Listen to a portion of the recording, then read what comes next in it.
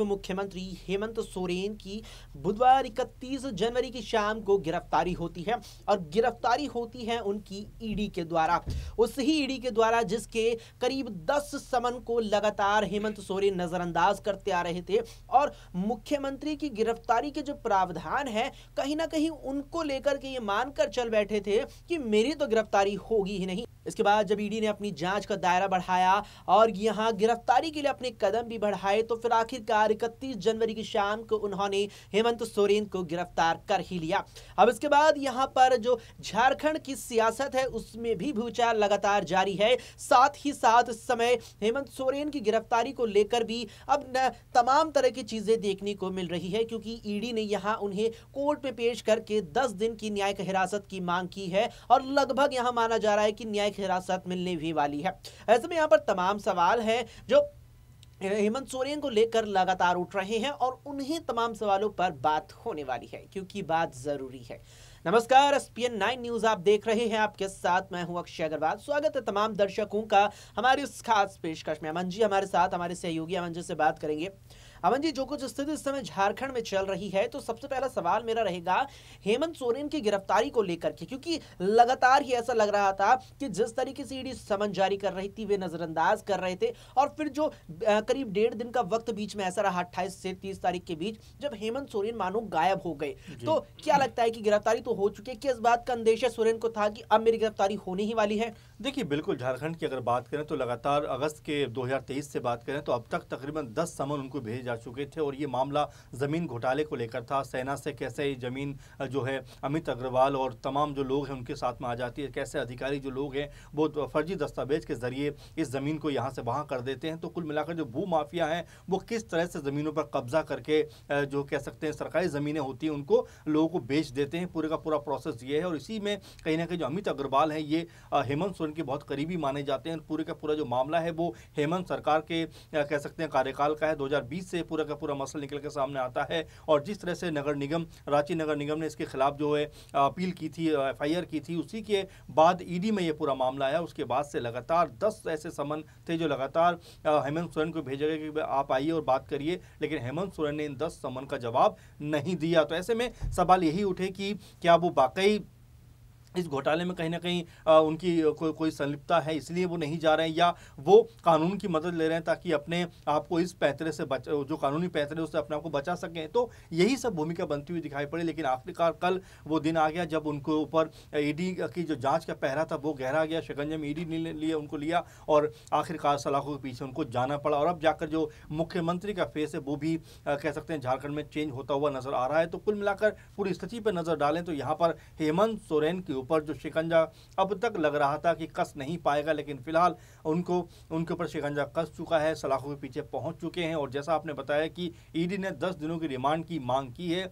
और लगभग ऐसा लग रहा है कि रिमांड की मांग पूरी भी हो जाएगी। अब यहाँ से जो झारखंड की सियासत है उसमें किस तरह का कह सकते हैं यहाँ से एक नया अध्याय जुड़ता हुआ नजर आएगा, क्योंकि जो मुख्यमंत्री पद को लेकर बात नजर आ रही है अक्षय, वो जो चंपई सोरेन है उनको लेकर आ रही है। वहीं इससे पहले अगर आप देखें तो 2-3 नाम जो सोरेन परिवार के ही थे, चाहे आप सीता सोरेन की बात कर लीजिए, आप कल्पना सोरेन की बात कर लीजिए, या फिर बसंत सोरेन की आप बात कर लीजिए, इन्हीं के इर्द गिर्द जो है लग रहा था कि मुख्यमंत्री इनमें से कोई बनता हुआ नजर आएगा। और जो बीजेपी के बहुत बड़बोले नेता हैं, आपको याद होगा निशिकांत दुबे, उन्होंने भी यही बात कही थी कि सीता सोरेन नहीं बल्कि कल्पना सोरेन जो है मुख्यमंत्री बनने वाली हैं। और यहाँ तक कहा था कि मुख्यमंत्री हेमंत सोरेन अपनी बीवी को यानी अपनी पत्नी को मुख्यमंत्री बनाना चाहते हैं, इसीलिए लगातार वो उनका नाम आगे कर रहे हैं। तो ये लगातार सत्ता और विपक्ष का जो खेल है ये लगातार चल रहा है, इसमें कई दांवपेच हैं। और ये भी सुनने को मिल रहा है कि अभी भी बहुत सारे विधायक हैं जो JMM से टूटकर बीजेपी में जाकर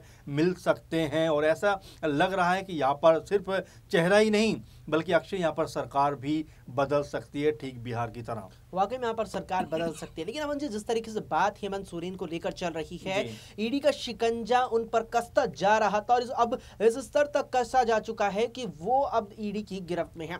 अब जब हेमंत सोरेन की गिरफ्तारी हुई यहाँ पर 31 तारीख की शाम को, तो उन्होंने अपने मुख्यमंत्री के पद से इस्तीफा दे दिया है। और यहाँ पर जब नए मुख्यमंत्री की बात लगातार चल रही थी तो उसमें प्रमुख रूप से नाम आ रहा था उन्हीं की पत्नी कल्पना सोरेन का, जो नाम अब कह सकते हैं कि लगभग गायब हो चुका है। क्या वजह लगती है और यहाँ यहाँ अब संभावित चेहरा मुख्यमंत्री का कौन लगता है कि अगर यहाँ पर महागठबंधन अपनी जो बहुमत का आंकड़ा है, बहुमत के विधायक अगर उन्हें बचाए रख पाता है तो कौन मुख्यमंत्री के तौर पर आगे हो सकता है? देखिए, चंपई सोरेन का नाम निकल कर सामने आता है। चंपई सोरेन की अगर बात करें तो 91 में पहली बार वो विधायक बने।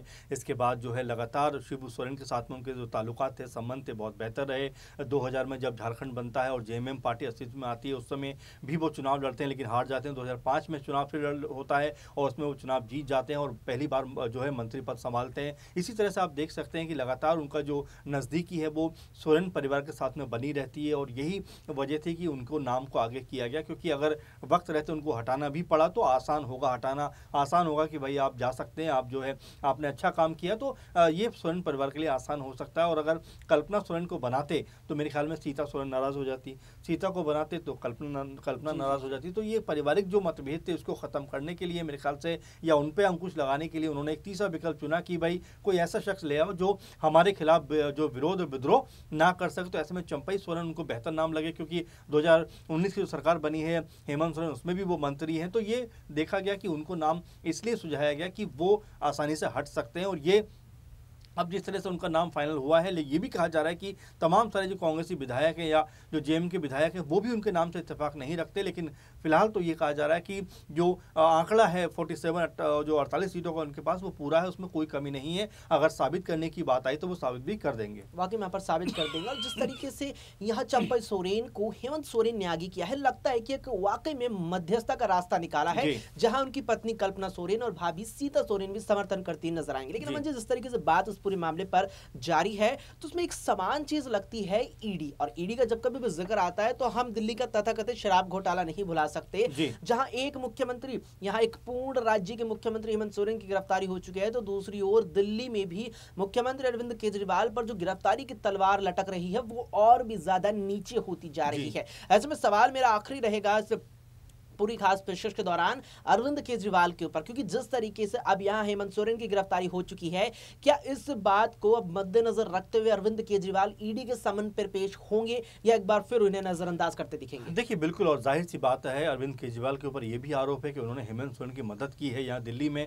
तो कई तरह की बातें हैं, लेकिन आप समन की जिक्र कर रहे हैं तो जाहिर बात है कि अगर उन्होंने भी तवज्जो नहीं दी, उन्होंने भी एक तरीके से इग्नोर किया, और आने वाले दिनों के हिसाब से अगर हम बात करें, क्योंकि अब तक 4-5 बार उनको समन आया और 4 समन जो इग्नोर कर चुके हैं, तो ऐसे में उनके ऊपर भी गिरफ्तारी की तलवार लटकी जा सकती है, क्योंकि यही बात लगातार वो कर रहे हैं कि मुझे गिरफ्तार करने के लिए बीजेपी पूरा षड्यंत्र बनाती है। आपने देखा जिस तरह से हेमंत सोरेन से पूछताछ होती है उसी शाम को उनको गिरफ्तार कर लिया जाता है। तो ये अपने आप में बड़ा सवाल है कि क्या पूछताछ के बहाने लोगों को पकड़ने का प्लान ईडी बनाती है, क्योंकि इससे पहले मनीष सिसोदिया के साथ भी ऐसा ही हुआ, संजय सिंह के साथ भी ऐसा ही हुआ और अब हेमंत सोरेन के साथ भी ऐसा ही हुआ। तो क्या ऐसा ही कुछ अरविंद केजरीवाल के साथ भी होने वाला है और इसीलिए वो लगातार ईडी से दूर दूर भाग रहे हैं? तो यही चीज कह सकते हैं कि भागना बेहतर उपाय नहीं है। आप जाइए, बात करिए और जो भी है उसका सामना आपको करना पड़ेगा, क्योंकि लोकसभा चुनाव के आसपास अगर अरविंद केजरीवाल के ऊपर कह सकते हैं शिकंजा कसा ईडी का, तो उनको जो है मोहलत भी नहीं मिलेगी कि बाहर आकर एक तरीके से अपनी पार्टी के लिए चुनाव प्रचार कर पाए। तो ऐसे में